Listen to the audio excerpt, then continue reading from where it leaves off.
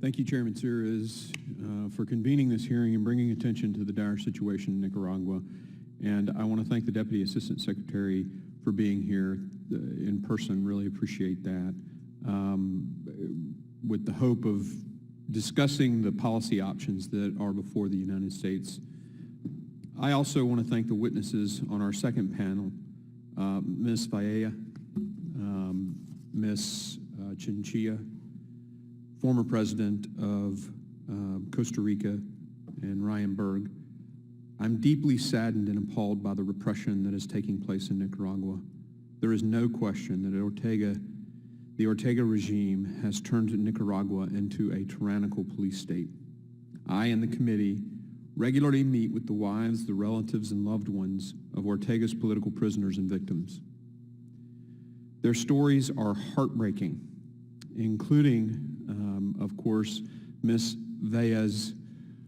Her husband, Felix, has been a political prisoner for over 100 days. This is unacceptable. The widespread repression is especially terrifying as victims have no idea if they're on the government's watch list. You can just have the thought that you might run for president and wind up in jail. That's insane. Some people are detained for challenging the dictatorship, others for daring to think or believe differently than the socialist leader.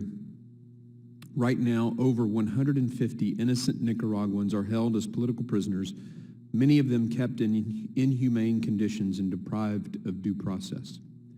There are many credible reports of starvation as well as psychological and physical torture.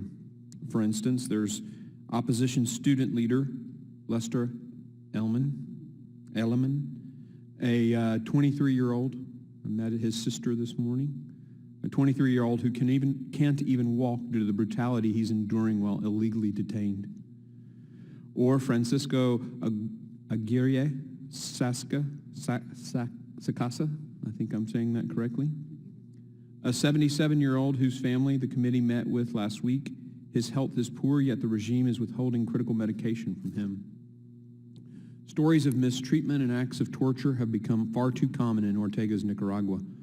While I appreciate the administration's targeted sanctions and visa revocations against regime officials, the situation in Nicaragua is continuing to deteriorate. And frankly, I'm appalled that just last Thursday, the U.S. Commercial Service sent an email promoting business opportunities in Ortega's Nicaragua. President Biden needs better coordination of policy and messaging. Clearly, Ortega is not taking the Biden administration seriously, and time is of the essence. On November 7th, a political farce will be held, claiming to resemble elections. No one should be fooled about the outcome. Any hope of unseating the socialist dictatorship is sitting inside of Ortega's prisons. The United States must condemn this charade and urge our international partners to join us. More should and can be done. To start, the House must pass the bipartisan Reinforcing Nicaragua's Adherence to Conditions for Electoral Reform, also known as the Renacer Act. I'm a proud co-sponsor of this bill, which unanimously passed the Senate and the House Foreign Affairs Committee this summer. Congress must support the Nicaraguan people and respond to Ortega's repressive crackdown. I urge Speaker Pelosi to immediately schedule this bill for a vote. We are running out of time. Passing this act will send the Ortega regime a clear message that its violent and repressive behavior has severe consequences and that America is watching.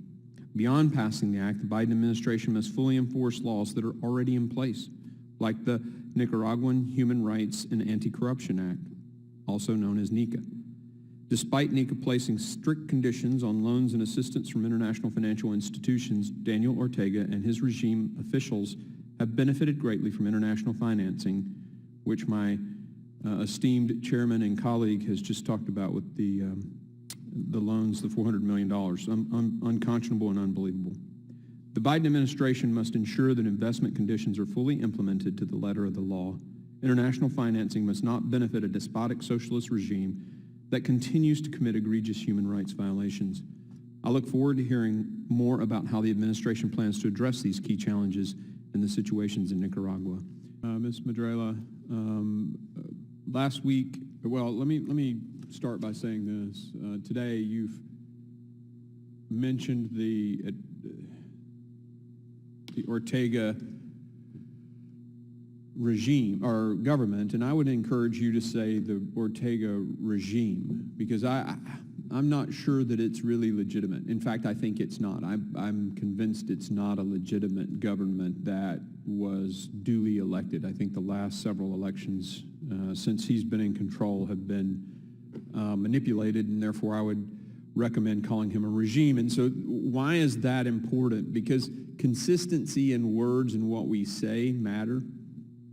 I'll give you an example. Last week, the U.S. Commercial Service sent an email to U.S. private sector partners highlighting business opportunities in Central America, including those within Nicaragua. It said, quote, "Perhaps most importantly, Nicaragua has a highly organized and sophisticated private sector committed to a free economy that can fully leverage these resources. It's supported by a responsible government," end quote. Yet the State Department's 2021 Investment Climate Report says, quote, "Investors should be extremely cautious about investing in Nicaragua under President Daniel Ortega's authoritarian government," end quote.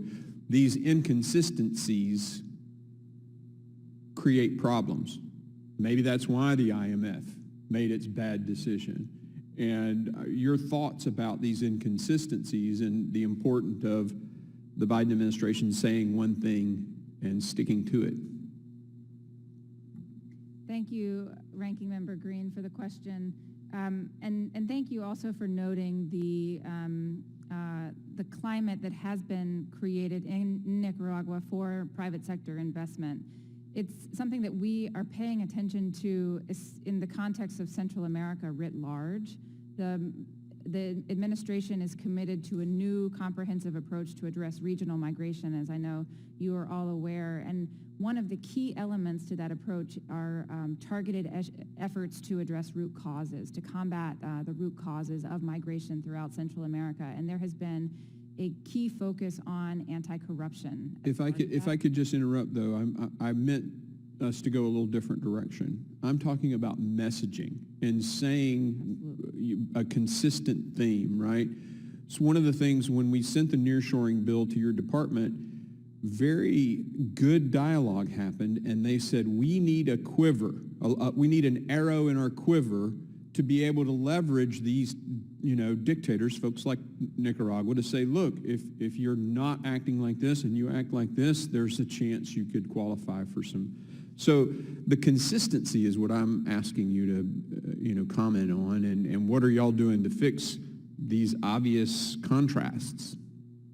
Absolutely, we are committed to consistency. Thank you for bringing some of those cases to our attention, and they are already on our radar. There is a robust interagency discussion on Nicaragua. This is a top priority and a chief concern of the administration. The systematic erosion, dismantling of democratic norms and cultures in Nicaragua.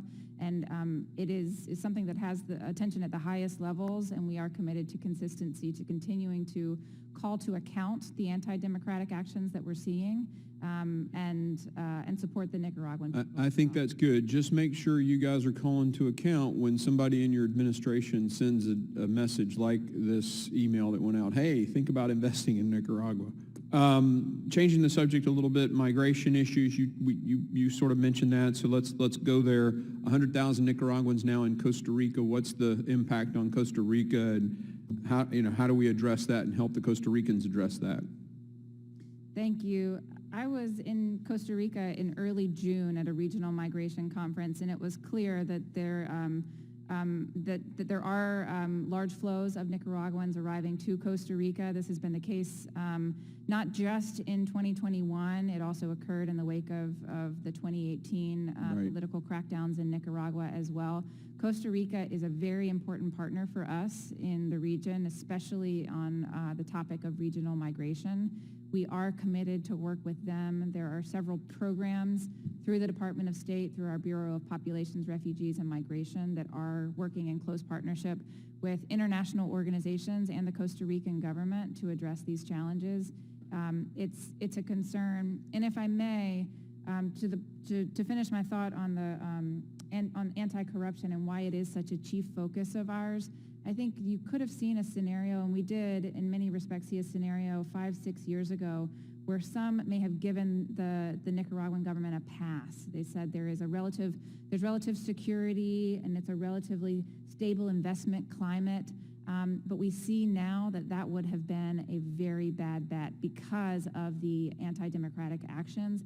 And it's reason why anti-corruption is such an important underpinning for all of our work in Central America, because we have to have that foundation in order to see the efforts to address root causes really prosper. And you're making my point, if I can, Mr. Chairman, very quickly about the need for consistency from the Absolutely. administration. Okay.